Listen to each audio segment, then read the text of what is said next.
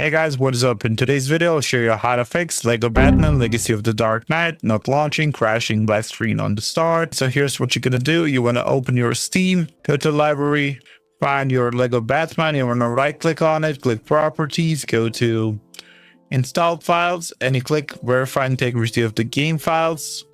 After that is done, you want to exit out of this, right click again, go to manage, go to browse local files. You want to find here LEGO Batman Windows 64 shipping. You want to right click on it, go to properties, go to compatibility, and you want to make sure that you have disabled full screen optimization and run this program as an admin. Picked, and then you click apply. Okay, after you've done all of that, the next thing you can try also is go to search, type in DIAG or DIAG, and you want to open it, and it will tell you which version of DirectX you're running.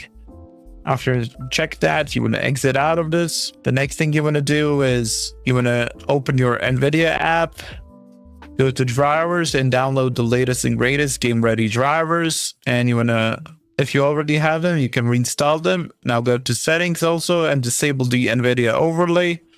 Go to system and disable the G-Sync if it's on. You want to disable it. After you've done all of that, the next thing you can do is go to Google, type in Visual C++, click here, and then you want to scroll till you find latest supported version, and you will download the x64 and 86 and install them both. I already have them. For you, it will install it, and you want to do the same for x86. And after you're done both of those, you can also click here DirectX, type in DirectX download, and you want to click DirectX runtime, and then here or click on download and then download it, and you want to open it and then run it and click accept. Don't install the Bing bar next, and it will install the DirectX, which is missing. After it's done, you want to click finish. Now the last thing you can try if you have more than one hard drive is if you have the game installed on your secondary drive, which is not the drive where your Windows is, you want to migrate all the game files to your local disk C.